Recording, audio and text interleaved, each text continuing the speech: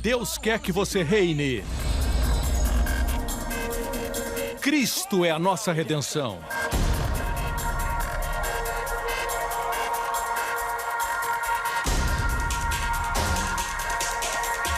Deus é justo e faz o pecador justo.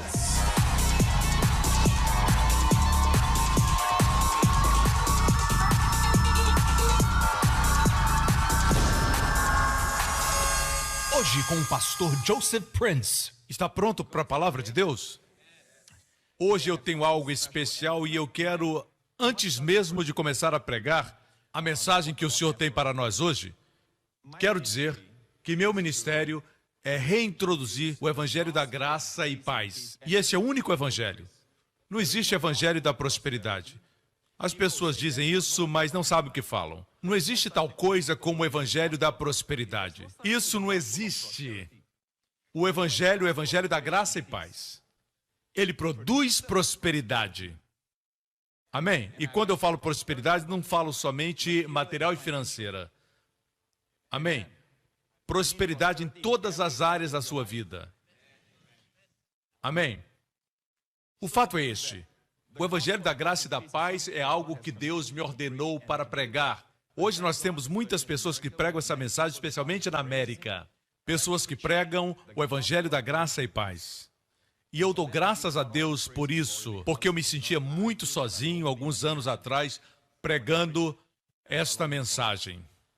E o que eu tento fazer é tirar todas as teias da tradição de muitos ensinamentos antigos, às vezes até interpretações muito populares que tiram do crente a segurança da fé e a confiança em Deus.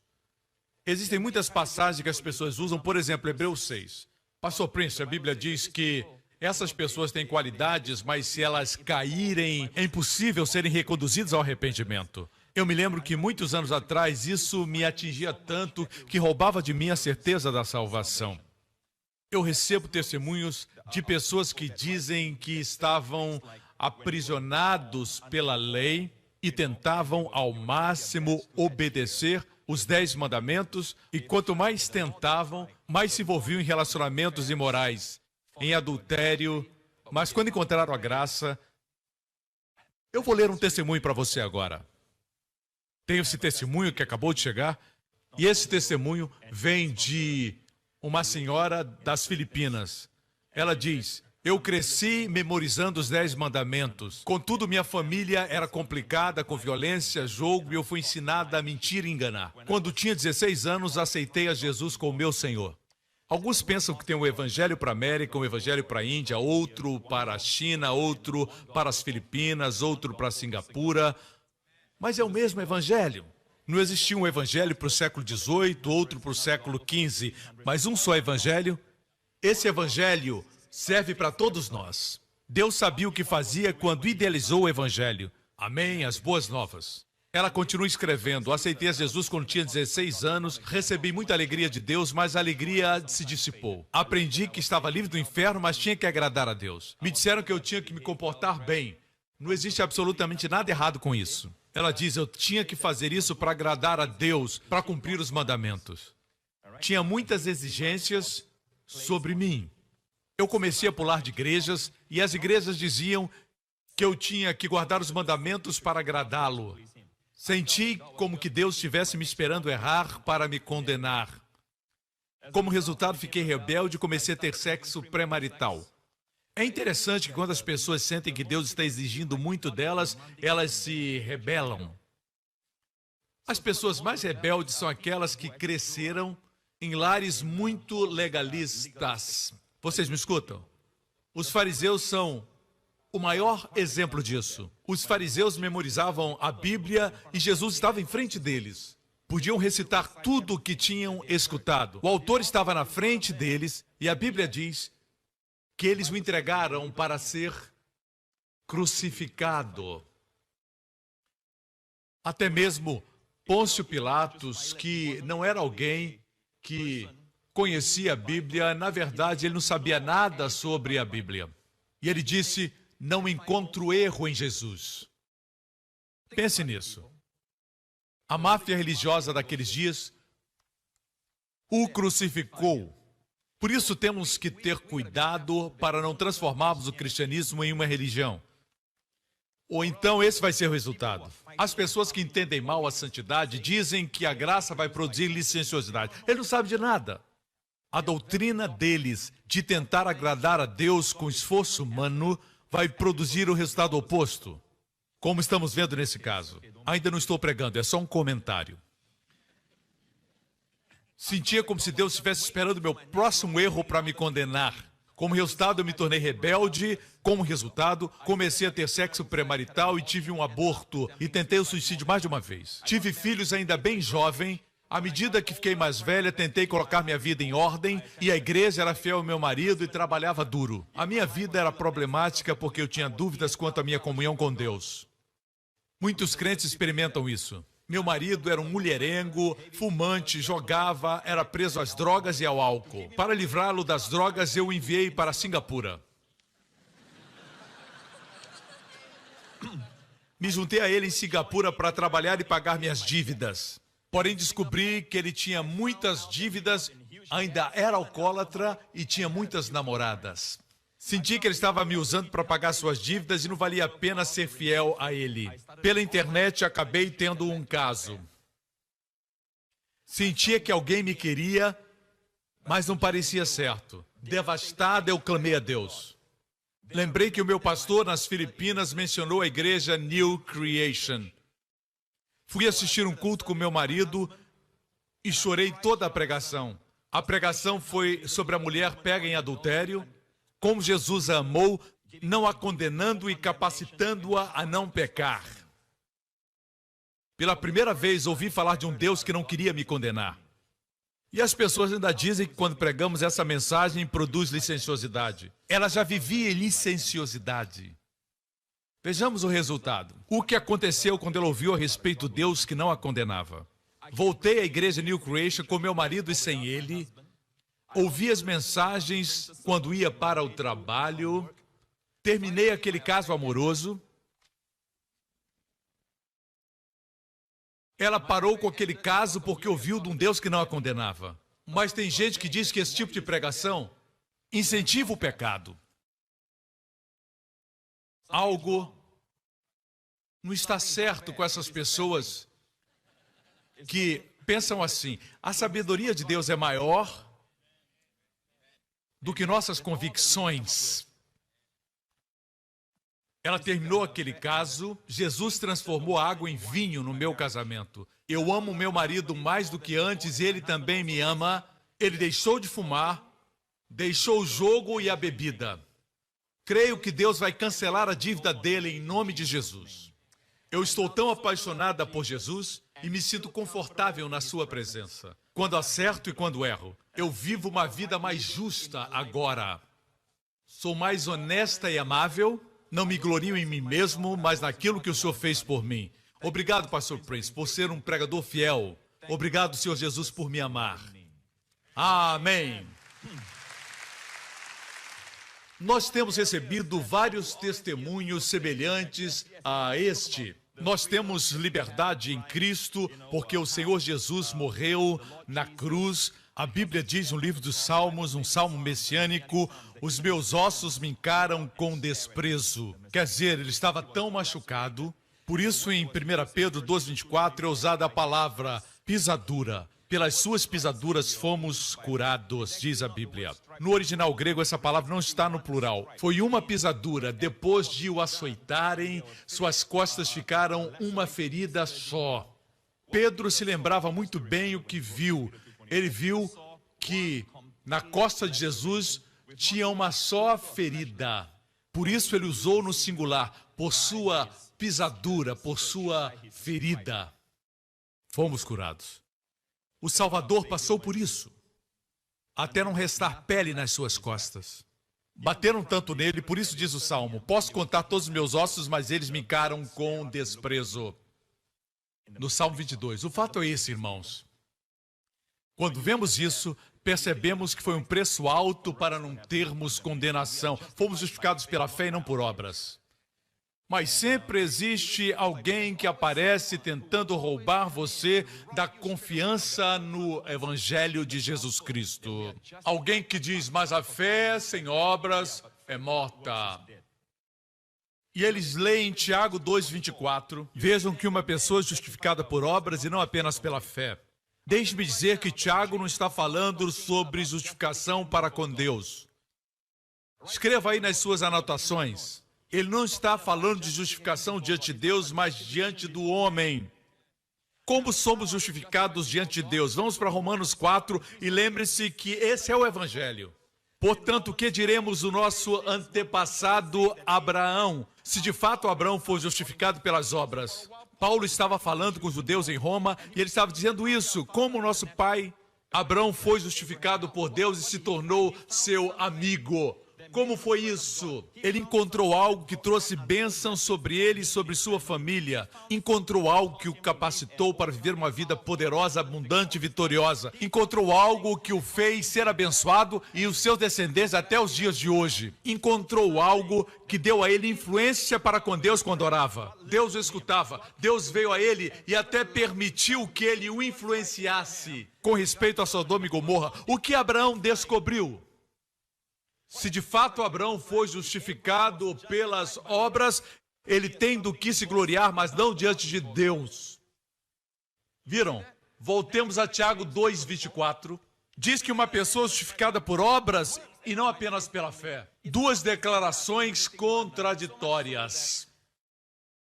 Por isso, Martinho Lutero não aceitava o livro de Tiago. Martinho Lutero chamava de Epístola de Palha. Por causa dessa passagem. Ele acreditava tanto na justificação pela fé que ele rejeitou o livro de Tiago porque parecia que estava em contradição com o apóstolo Paulo. Agora, com todo respeito a Martinho Lutero, um grande homem de Deus, deixe afirmar que o cânon das Escrituras, a forma como foi arrumado, mesmo a ordem cronológica, as epístolas de Paulo não estão em ordem cronológica, Romanos não foi o primeiro livro a ser escrito por Paulo, mas mesmo assim, essa arrumação foi escolhida e determinada. Os livros apócrifos foram rejeitados por inspiração de Deus, incluindo o livro de Tiago. Posso ter um amém? E Tiago não estava contradizendo Paulo, porque Tiago, quando ele escreveu sua carta, Romanos não tinha sido escrito. Certo? Assim, ele está falando de um tipo de justificação. Paulo está falando da justificação diante de Deus, Tiago está falando da justificação diante dos homens. Paulo lida com a raiz, Tiago lida com os frutos. Voltemos a Romanos capítulo 4. Se de fato Abraão foi justificado pelas obras, ele tem do que se gloriar, mas não diante de Deus. O que diz a Escritura, a Bíblia? Abraão creu em Deus e isso lhe foi creditado como justiça. Ora, o salário do homem que trabalha não é considerado como favor ou graça, mas como dívida. Se você faz algo, Deus deve a você o salário. Ele deve o galardão justo. Se você trabalha por algo, alguém pode trabalhar para conseguir algo, a bênção, nossa performance vai ser inadequada. Se alguém trabalhasse para Deus, Deus teria uma dívida e deveria pagar a ele. Se alguém fizesse algo e Deus tivesse que pagá-lo, seria salário. Deus teria que pagar a dívida. Mas Deus quer lidar conosco através da graça. A graça é o único caminho. Veja, o salário do homem que trabalha não é considerado como favor, mas como dívida. Nossa performance sempre será insuficiente. Aqueles que pedem pela lei estão sempre do lado errado da lei. A lei não aceita desculpa. Eu fiz meu melhor. A lei exige que você cumpra totalmente. Em Gálatas diz assim: aqueles que são das obras da lei, não aqueles que quebram a lei, mas aqueles que são das obras da lei estão sob maldição. Pois está escrito, maldito todo aquele que não persiste em praticar todas as coisas escritas no livro da lei. A lei não dá vida, nem dá um objeto para que você se ocupe dele. A graça dá ambos. Podem dizer amém? A lei não diz, faça o seu melhor e eu vou abençoá-lo. Não, a lei diz, faça tudo e eu vou abençoá-lo. Se não cumprir um, estará na condenação, na maldição e na morte. Você quer viver sob a lei? É isso que as pessoas não entendem. Nós que pregamos a graça temos maior respeito pela lei. Falamos que você tem que guardar toda a lei. Os que pregam que temos que guardar os mandamentos não têm o respeito devido pela lei, porque não se submetem à severidade e ao juízo. Essa parte eles dizem, Deus vai entender se você fizer o seu melhor.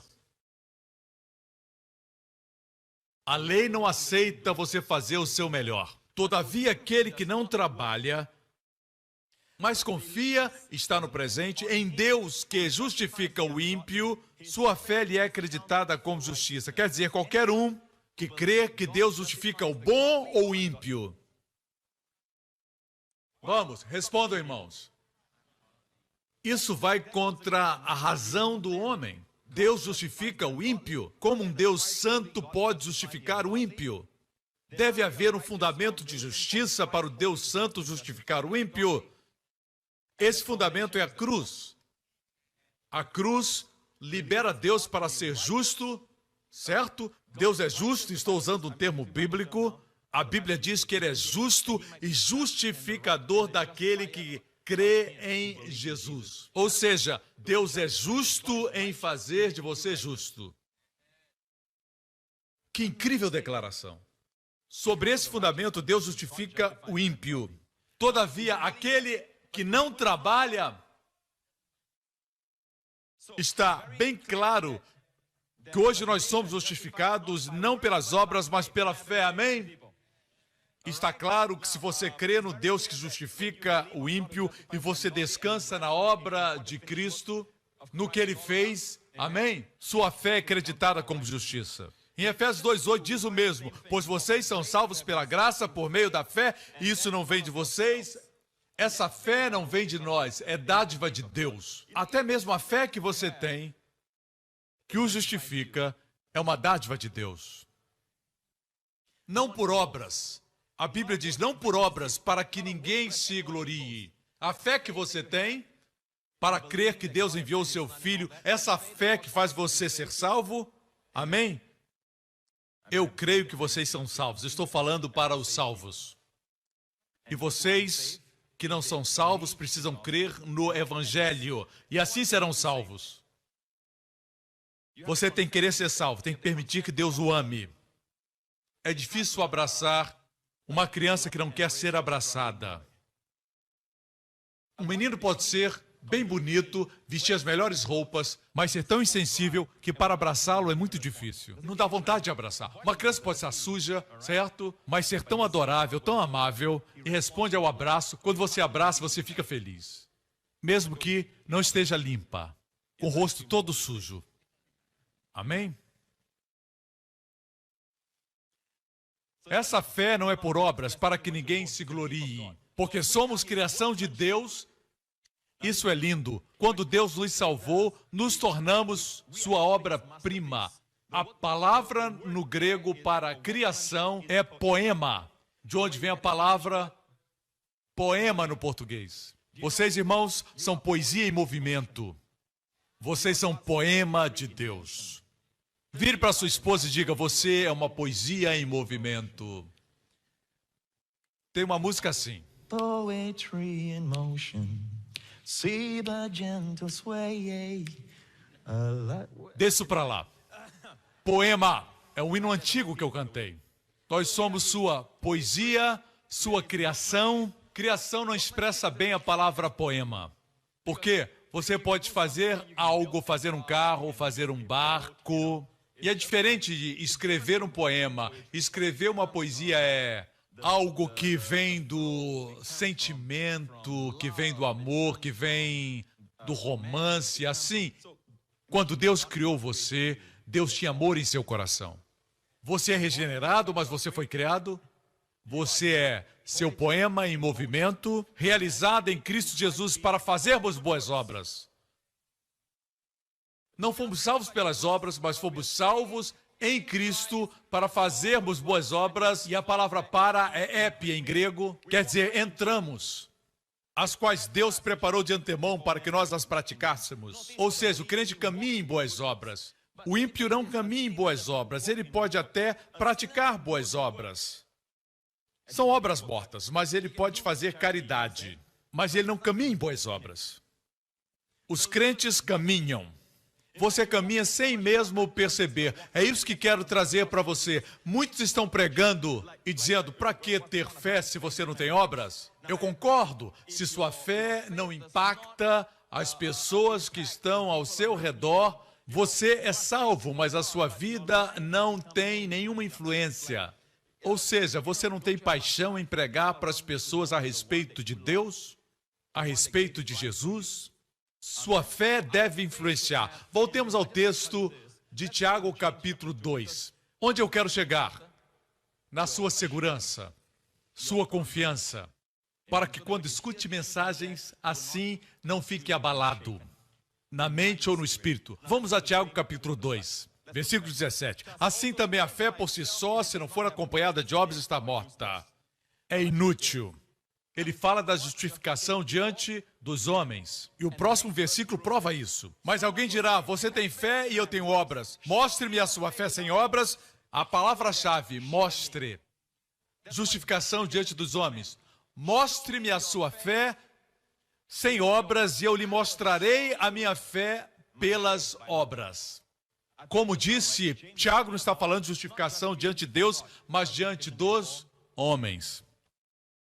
Essas obras não são obras da lei para obter justiça, mas algo que você expressa porque já recebeu a justiça de Deus pela fé.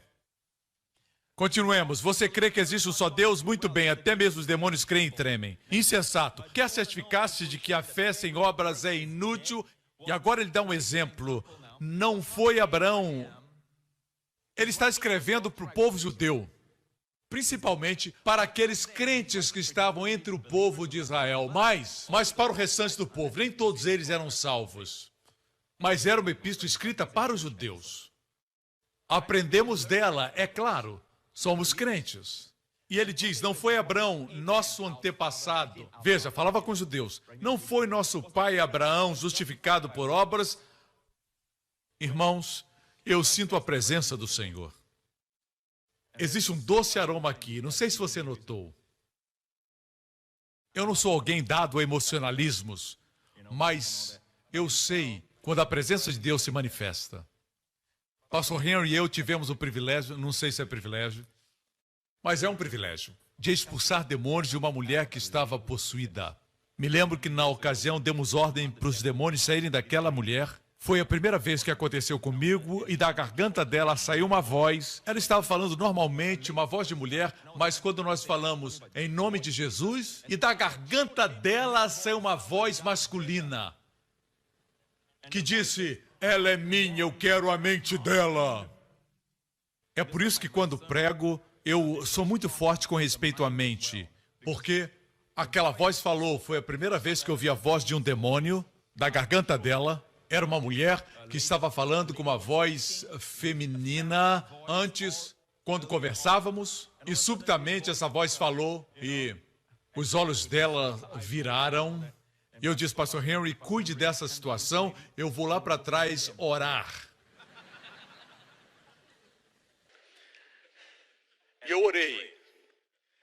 E quando eu voltei, ao voltar, estava certo que Deus tinha impartido algo ao meu coração. Eu disse em nome de Jesus, e o pastor Henry é testemunha disso. O demônio saiu, e quando o demônio saiu, foi como se um esgoto tivesse sido aberto.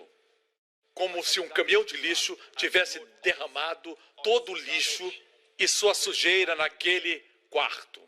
Cheirava mal. Era terrível. Eu senti vontade de vomitar e o demônio saiu. Assim, comecei a discernir na hora da adoração. E às vezes eu sinto o perfume. Estou longe e sei que não é meu perfume ou desodorante. É outro cheiro e é muito precioso. E eu sei que é a presença do Senhor. Não ande por aí procurando cheirar. Nós caminhamos pela fé, caminhamos pela e não pela vista. ou pelo cheiro, ou por sensações. Você escuta? Eu somente disse que senti. Não foi Abraão, nosso antepassado, justificado por obras quando ofereceu seu filho Isaque sobre o altar? Espera um minuto, só um minuto, espera aí. Se você disser que essa porção está falando sobre a justificação das obras diante de Deus, existe aí um problema. Abraão, a Bíblia diz, foi justificado mais de 20 anos antes de seu filho Isaque nascer, muito menos ser sacrificado no altar. Quando Abraão foi justificado? Em Gênesis 15. Em Gênesis 15, quando ele se encontrou com Melquisedeque, lembra da história? Gênesis 15, 16. Em Gênesis 14, ele teve um encontro com Melquisedeque. Depois a Bíblia diz que Deus apareceu para Abraão num sonho e disse para ele tentar contar as estrelas ou nomeá-las. E a Bíblia diz que ele creu no Senhor e Deus imputou isso como justiça. Assim, Abraão foi feito justo bem antes de Isaque nascer. Ele tinha 82 a 83 anos de idade. E foi mais de 30 anos, dependendo da idade que Isaque tinha. Isaque nasceu quando ele tinha quase 100 anos. Assim, se Isaque era um adolescente, foi mais de 30 anos. Alguns pensadores judeus nos dizem que acreditam que Isaque era um jovem. Mas eu creio que ele era um adolescente. Se esse é o caso, já tinham se passado 30 anos. Se fala aqui da justificação perante Deus, não. Veja bem, o que Deus está falando é isso. Como se Deus estivesse falando para os anjos nos céus. Você vê essa pessoa que está sendo regenerada, marca esse dia. Mais cedo ou mais tarde, você vai ver esse homem demonstrar justiça. Sabe quanto tempo Abraão demorou para fazer essa grande obra? 30 anos. Se Isaque era um jovem, foram mais de 40 anos depois. Muito tempo. Irmãos, nós não somos pacientes com os nossos novos convertidos. Exigimos justiça imediatamente. Queremos vê-la manifestada. Enquanto Abraão, que foi o pai da fé, demorou muito para um grande ato de fé. Nós lemos da justificação dele diante dos homens. Demorou mais de 30 anos. Percebeu? Esse versículo prova que não está se falando da justificação diante de Deus, que aconteceu antes de Isaque nascer. Esse foi o resultado, a prova da justiça pela fé. Amém? Você pode ver que tanto a fé como as suas obras estavam atuando juntas e a fé foi aperfeiçoada pelas obras. Cumpriu-se assim a escritura que diz... Vemos aqui o cumprimento da palavra que já havia sido dada a Abraão.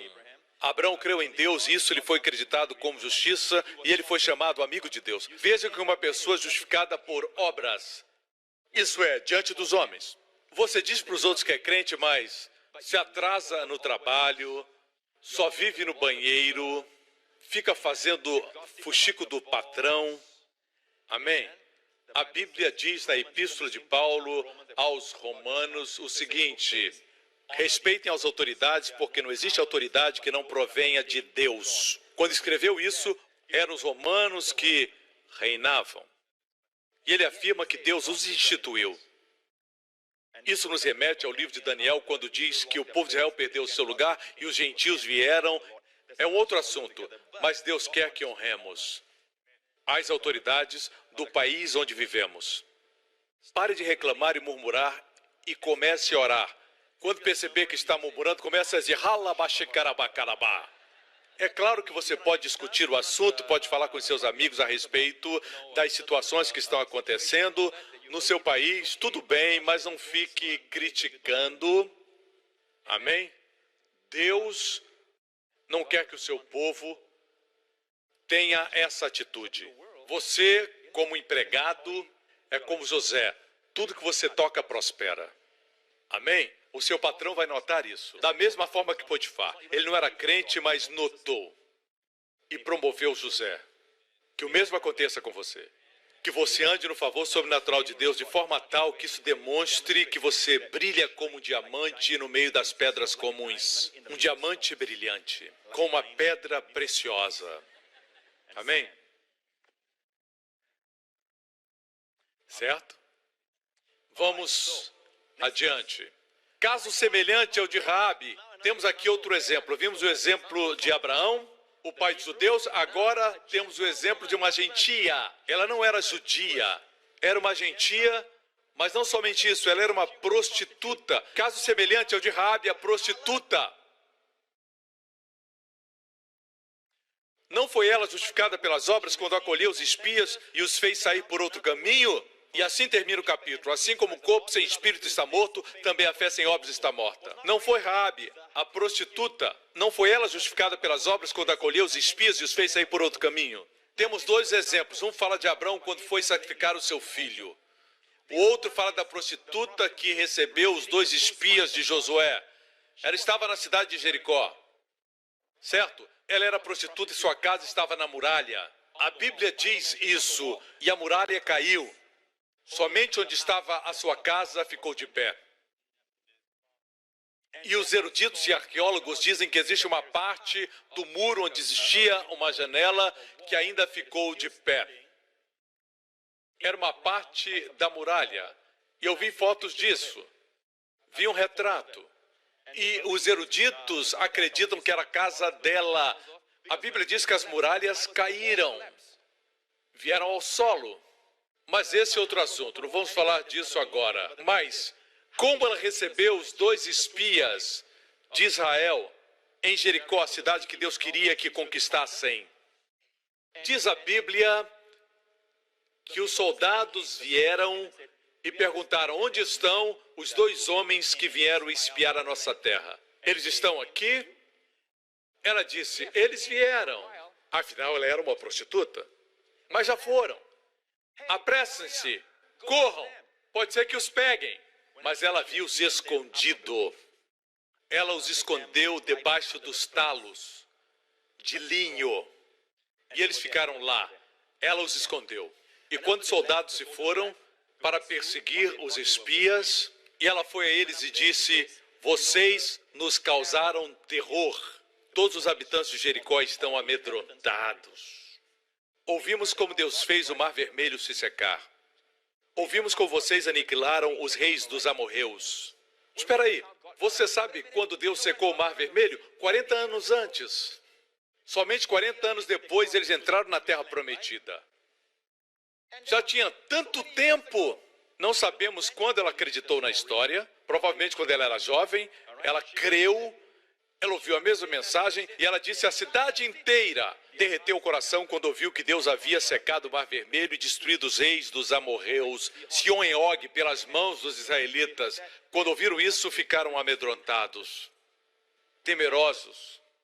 Era a mesma cidade de Jericó para onde Moisés enviou os 12 espias e 10 voltaram dizendo: não podemos derrotá-los. As muralhas são grandes e lá dentro eles estavam medrosos. Até os gigantes tinham medo. Já podiam tê-los vencido, mas voltaram com relatório negativo. Como ela os protegeu? Ela já havia sido justificada pela fé muito tempo antes, mas finalmente sua fé foi demonstrada. Ok? Esses 2 exemplos, um homem oferecendo seu filho no altar para ser morto, uma prostituta mentindo, traindo a sua própria nação, não são 2 exemplos de boas obras no natural.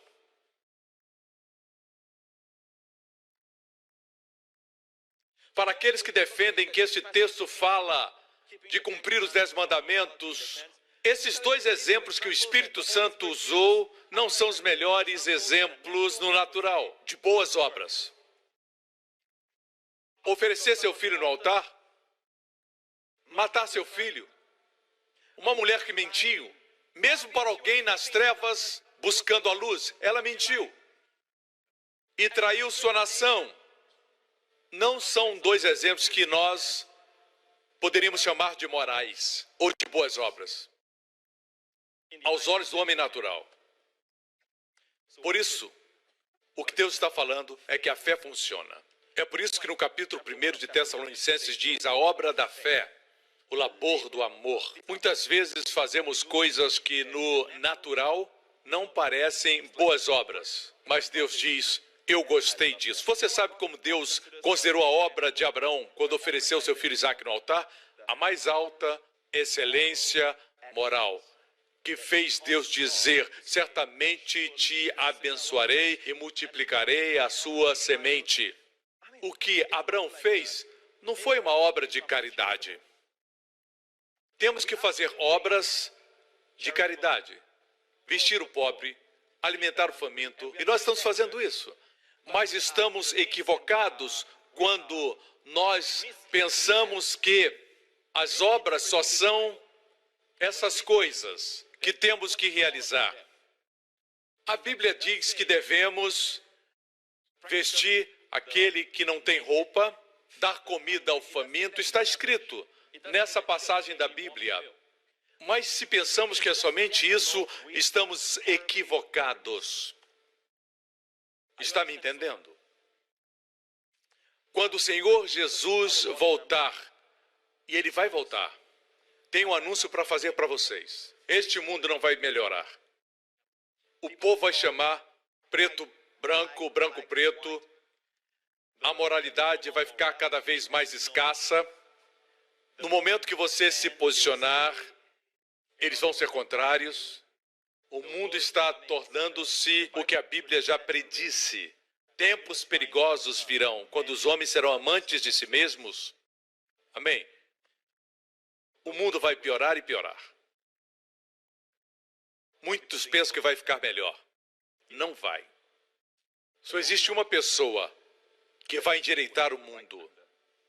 A era dos gentios vai chegar a um fim, quando o rei de Israel, o Senhor Jesus Cristo, retornar. E o cetro da justiça estará nas suas mãos. Amém? Para a igreja, sua volta será cheia de conforto e liberação. Será uma grande bênção. Ele disse: irei e voltarei, e quando vier, os levarei para mim mesmo. Mas para o mundo será julgamento. Amém? Seremos arrebatados primeiro. Mas esse é outro ensinamento. Ele virá, nos levará para si mesmo e estaremos todos juntos. Fala da igreja. Então, ele virá depois de 7 anos de tribulação. E tudo está profetizado. Gostaria de ter tempo para falar disso, mas estou falando sobre as obras. Você entendeu? Quando ele voltar, a Bíblia diz que ele vai reger. Ele vai sentar no trono e as nações virão a ele. Não são somente as nações, mas os salvos e os não salvos dessas nações aparecerão diante dele. Um a um passarão diante dele e a Bíblia diz: do justo, quando formos julgados, será baseado nas nossas obras. Escute, todos estaremos nos céus, isso é certo. Nós estaremos no céu pelo sangue de Jesus, posso ter um amém? E compareceremos diante dele no tribunal de Cristo. Esse julgamento é só para os crentes. Para os descrentes será outro. A palavra tribunal pode confundir a muitos. A palavra no grego é a palavra bema. Bema fala das Olimpíadas gregas ou romanas. Quando eles competiam com as carruagens, como no filme Ben-Hur, eles apareciam diante do imperador, você se lembra? E ele os coroava com a Estéfanos, de onde vem a palavra Estevão, que é uma coroa, e ele premiava o vencedor. E isso era bema. O tribunal de Cristo é onde os cristãos receberão seus galardões baseados nas suas obras. E você vai se surpreender, porque vai receber o galardão de algo que fez e não sabia. Eu acredito que todo verdadeiro crente será galardoado. O tribunal de Cristo não vai mandar ninguém para o inferno. Será para os crentes, para que recebam galardão. Alguns podem dizer: eu não preciso de galardão. Você não sabe o que você vai perder. Esse galardão é para a eternidade. Amém? São posições no reino dos céus que Deus dará para o seu povo. Em resumo, será assim: todos os salvos pela fé estarão reunidos e então serão julgados pelas obras. Dirá aos justos: Venham, benditos do meu Pai, herdem o reino preparado antes da fundação do mundo. Eu tive fome e me deste de comer. Tive sede e me destes de beber. Estava nu e me vestistes. Na prisão e me visitastes. Veja aqui, os justos responderão. Mateus 25, 37. Então os justos lhe responderão: Senhor, quando te vimos com fome? Justos são somente aqueles que foram justificados pela fé. Não justos segundo obras, já vimos isso. Cristo não vai dizer, Paulo estava errado. Quem são justos? Os justificados pela fé. Mas os justos nem mesmo estarão conscientes das suas obras. Quando te vimos com fome e te demos de comer, ou com sede te demos de beber? Quando te vimos como estrangeiro e não te acolhemos, ou necessitado de roupas e te investimos? Quando te vimos enfermo ou preso e fomos te visitar? Note que eles estavam conscientes de suas obras. Os salvos e regenerados não são conscientes das suas obras. Tem gente dizendo obras, obras, obras o tempo todo. A Bíblia diz que devemos fazer boas obras. No que diz respeito à imagem que a sociedade tem de nós, as pessoas não sabem que somos justificados pela fé, elas sabem que estamos fazendo boas obras, que fazemos algo bom pela sociedade, assim somos justificados perante eles. Isso também se aplica à sua família ou ao seu lugar de trabalho. Não diga para os seus parentes, vocês estão vendo meu rosto brilhar, meus olhos cintilantes.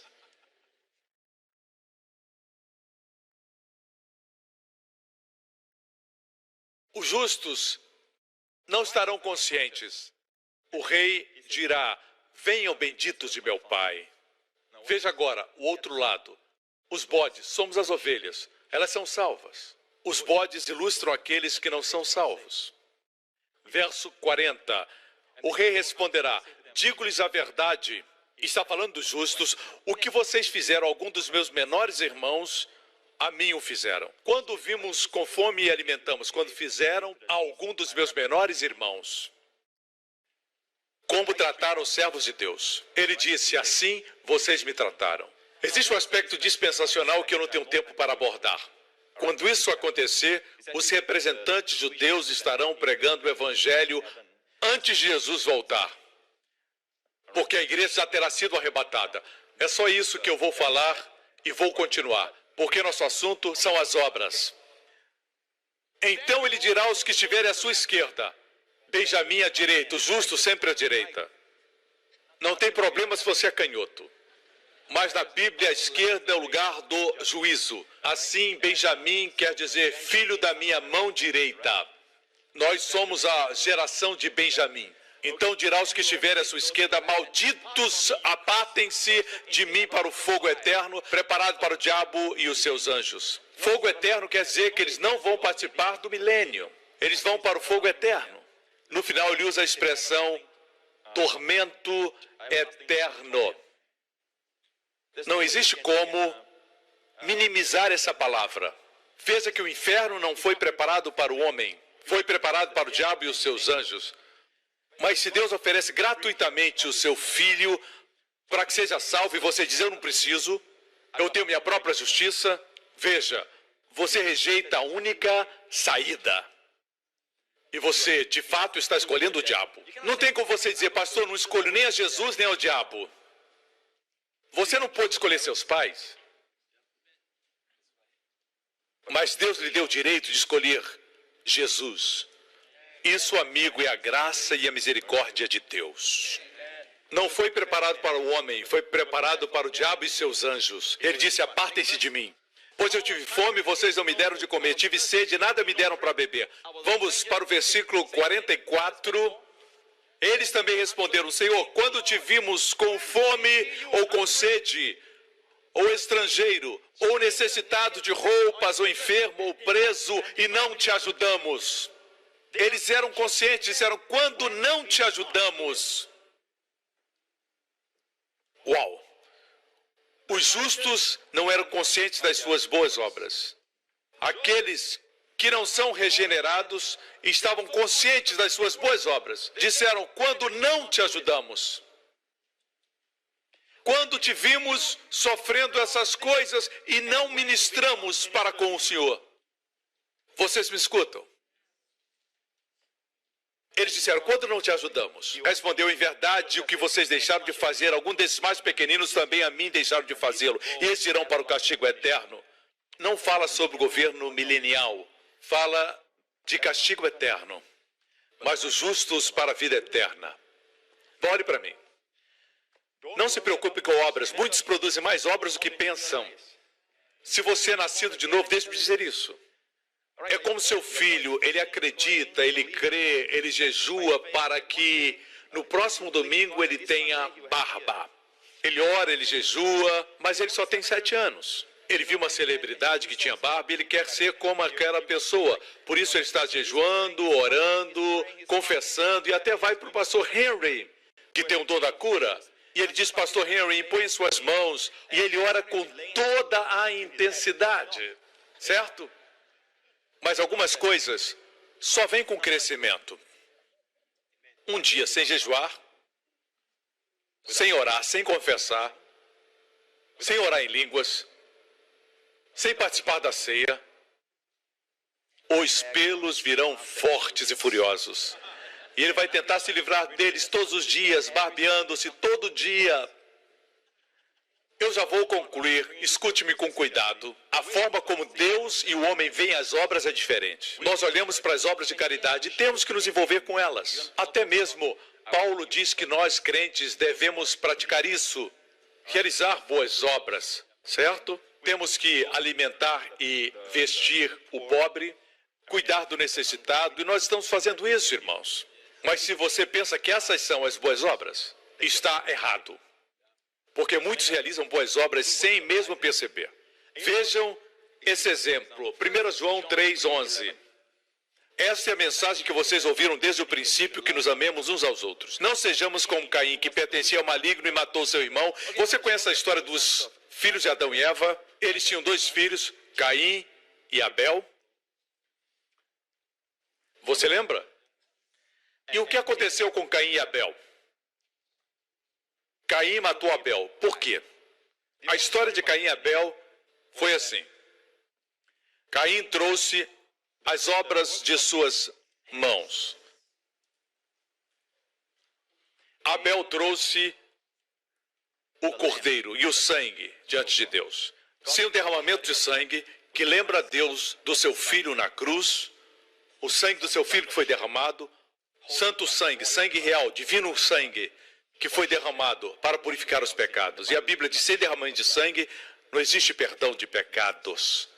Quando Abel trouxe o cordeiro, Deus se agradou de Abel. Não sei como isso aconteceu, provavelmente o fogo caiu e consumiu o cordeiro, e o favor de Deus caiu sobre Abel daquele dia em diante, e a Bíblia diz que Caim ofertou talvez uma salada, trouxe vegetais, trouxe sacrifício sem sangue. Ele estava dizendo: eu sou justo em mim mesmo. Não sabemos o que aconteceu, o fogo não caiu, não consumiu a salada, e ele ficou com ciúmes do seu irmão. Deixe-me dizer que o primeiro homicídio na Bíblia, quanto à lei da primeira menção, foi com respeito a como se aproximar de Deus. Pense nisso. Não é que Caim estivesse distante sem se importar com Deus. Ele, na verdade, veio a Deus com a sua própria justiça, contudo, Deus não aceitou. Nossas justiças são como trapo de imundícia. Essa é a única história contada a respeito de Caim e Abel. Ele matou Abel, seu irmão, porque Deus aceitou sua oferta. E agora o discípulo João, o discípulo amado, disse: não sejamos como Caim, que pertencia ao maligno e matou seu irmão. E por que o matou? Porque suas obras eram mais e as de seu irmão eram justas. Espera aí, quais foram as obras mais de Caim? Porque ele matou Matar não era a obra má mencionada. Diz aqui, porque ele matou, porque suas obras eram más. Quais eram suas obras más? Ir a Deus com justiça própria. E o seu irmão era justo. Quais eram as obras justas que Abel praticou? A Bíblia chama de obras justas. Ele trouxe o cordeiro.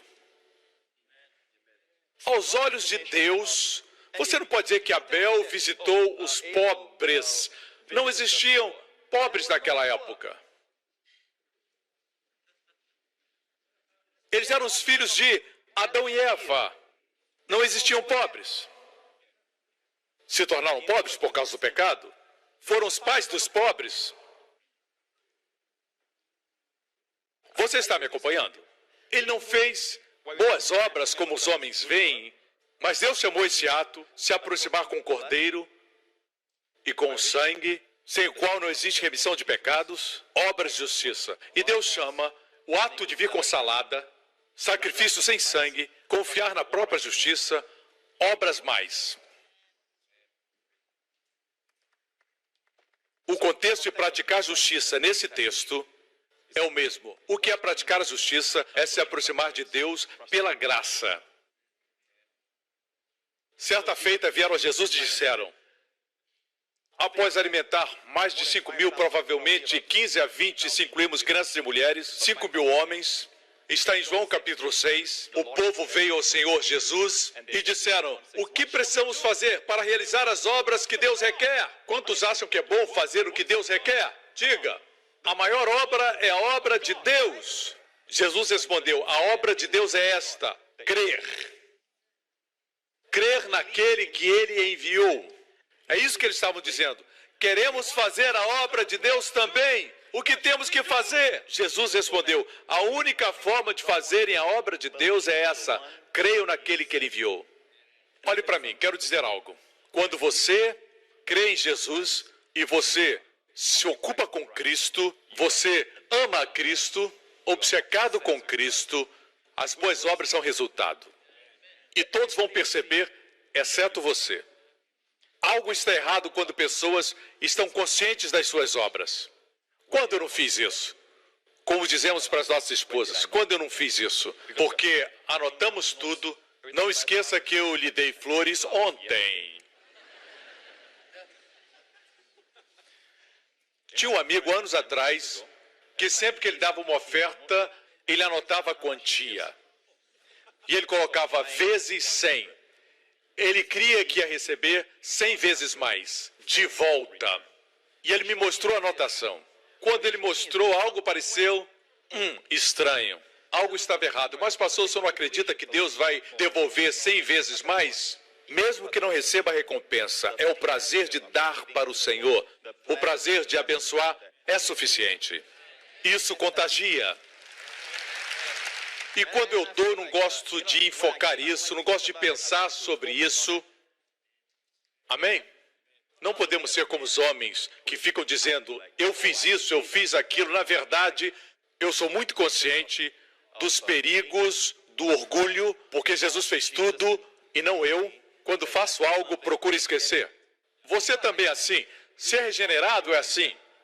Mas, pastor Prince, eu dei o meu assento agora. Quando vi essa pessoa entrando, eu fui muito cortês com ela, pastor. Pastor, nem todas as pessoas são corteses. Eu fui muito gentil hoje. O senhor viu meu livro de anotações? Eu fui gentil hoje. Deus, não esqueça. Da próxima vez me dê o melhor assento, Deus. Ponto de exclamação. O que estou dizendo, irmãos, é que se você é regenerado, obras procederão de você sem que você perceba.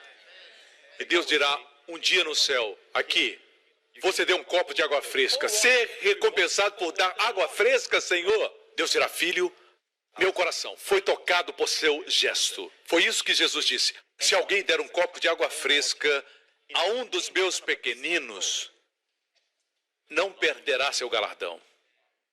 Você deu porque o pastor Henry pediu, no nome dele, nem mesmo no nome do Senhor, receberá seu galardão. Serão muitos os galardões, muitas posições no reino dos céus. Pastor, essas posições são por causa das obras. Sim, obras, mas as obras que praticamos ou são ouro ou palha. Palha é esforço humano, ouro vem de Deus, vem da natureza renascida. Você me acompanha? Vamos concluir dizendo isso. Vai se surpreender como Deus recompensa. Existia uma jovem que não era judia, não era de Israel. Ela seguiu sua sogra, que era judia. Seu marido morreu, ela se casou com o filho dessa senhora que era judeu. E ele morreu. E ela disse para sua sogra, eu vou voltar com você. A sogra disse, volte para sua família. Ela disse, não, o seu Deus será o meu Deus. Quem era essa jovem? Ruth. Ruth voltou com Noemi e ela trabalhou colhendo espigas. Uma tarefa muito difícil. Ela ficava o dia inteiro fazendo isso. Curvada, colhendo tudo que os ceifeiros deixavam cair. Por acidente, ela colhia.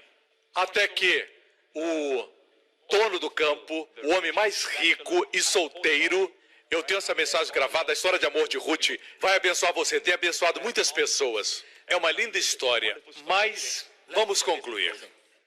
A primeira vez que o dono do campo, um jovem, talvez não fosse tão jovem, mas era um solteiro, rico e disponível, tinha posses, a Bíblia diz, um homem de riquezas, próspero, um homem com muitas riquezas, diz a Bíblia. E ele veio e viu, ele se relacionava bem com seus trabalhadores, ele disse, o Senhor seja convosco, ele disse, o Senhor seja convosco, ele viu aquela garota colhendo. E ele gostou dela à primeira vista. Então ele disse para ela, quando tiver sede, vá ao pote para beber. Eu ordenei aos homens que não te toquem. Ele demonstrou favor, ela se impressionou e disse isso para ele. Ela agradeceu muito e disse, não há razão para seres assim tão amável para comigo. Vou falar um pouco das mulheres. Essa mulher, antes de sair de casa, ela disse para Noemi, eu vou para o campo e encontrarei favor. Você pode ler isso na Bíblia. Ela confessou o favor e agora diz, não há razão para seres assim tão amável para comigo. Certo?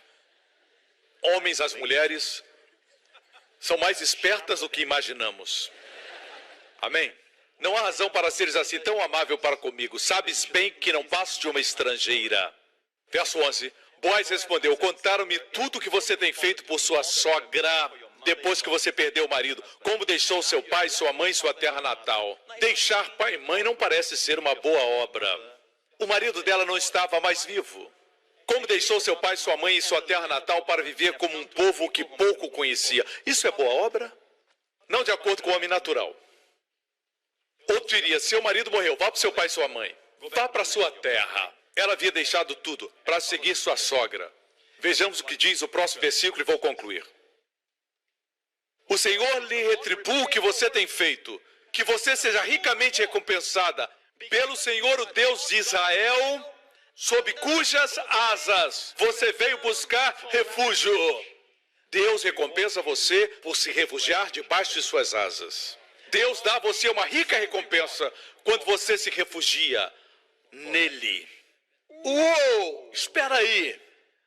Plena recompensa por buscar refúgio. Ó Deus, eu preciso do teu refúgio. Eu necessito, Senhor. E ele diz, obrigado por ter vindo a mim. Quando você se refugia, ele o recompensa. Uau! Você já pensou em Deus assim? Ele diz que todos no tribunal de Cristo receberão louvor. Isso quer dizer que Deus vai louvar você. Ele vai dizer obrigado. Ele vai dizer obrigado pelo que você fez. Você vai dizer, Senhor, obrigado por quê? Por confiar em mim. Por buscar refúgio sob minhas asas. Eu declaro, o galardão está vindo para você. Que Deus, que Deus, que Deus, que Pai maravilhoso nós temos. Amém. Que abençoado Salvador. Vamos, igreja, dê louvor, aleluia. Glória ao nome do Senhor, amém, amém, amém, amém. Eu oro para que tenha sido abençoado, fortalecido e edificado. Me perdoe porque muitas vezes eu mostro os versículos, muitas vezes e vou parte por parte, mas é porque se eu não fizer isso, você não vai entender o contexto. Agora você conhece o contexto e é capaz de responder. Amém? Sou grato a Deus por você ter vindo. Muito obrigado. Glória a Deus, glória a Deus. Cabeças baixas e olhos fechados nesse lugar. Amigos, você está aqui hoje, você nunca fez do Senhor Jesus seu Salvador e Senhor. Eu quero dar a você essa oportunidade agora. Amigo, você é salvo não por crer nas suas obras, na sua moralidade, na sua bondade, mas por abandonar tudo e dizer: Senhor Jesus, o Senhor morreu na cruz por meus pecados e porque o Senhor concluiu a obra, eu lhe entrego toda a minha vida. Se fizer isso, amigo, e crer naquele que Deus ressuscitou dos mortos, com proclamação de que fomos perdoados, Ele está à destra de Deus Pai. Se você quer colocar sua confiança nele, faça essa oração comigo onde você estiver. Ore assim, agora mesmo, e Deus vai alcançar você. Diga: Pai Celestial, eu creio que Jesus Cristo é o Senhor. E que Jesus Cristo é meu Senhor, agora e para sempre. Eu creio com meu coração que o Senhor o ressuscitou dentre os mortos. Após levar meus pecados naquela cruz e clamar: consumado, o Senhor levantou dentre os mortos como uma declaração de que meus pecados, passado, presente e futuro, foram perdoados. Obrigado, Pai, por me amar, mesmo antes de conhecê-lo. Sou grandemente abençoado, completamente perdoado, altamente favorecido. Obrigado, Pai, em nome do Senhor Jesus. E todo o povo diga: fique de pé agora. Prepare-se para as bênçãos. Eu creio que sempre que eu abençoo você, algo maravilhoso acontece. As bênçãos dos patriarcas do Antigo Testamento guiaram o destino de seus filhos, o curso dos eventos que já aconteceram e acontecerão. Eu creio que acontecerão nessa semana. Será uma semana ocupada, mas descansada, cheia do favor. Amém? Nessa semana que o Senhor abençoe e guarde você. Que faça a sua face brilhar sobre você e seja gracioso para com você. Que o Senhor levante a sua face e lhe conceda, e aos seus amados, sua shalom, saúde, bem-estar e paz. No nome de Jesus Cristo. Amém, amém, amém. Deus o abençoe. Obrigado por sintonizar no programa de hoje. Esperamos que tenha sido uma bênção para a sua vida. Para mais informações sobre o programa da Igreja New Creation, acesse o site ncctv.org.sg. Lá você poderá se inscrever para receber um devocional diário do pastor Joseph Prince. Seja incentivado e fortalecido todos os dias e saiba o quanto Deus lhe ama através desses devocionais. Acreditamos que o seu dízimo pertence à igreja que você frequenta e oramos para que você seja grandemente abençoado, altamente favorecido e profundamente amado.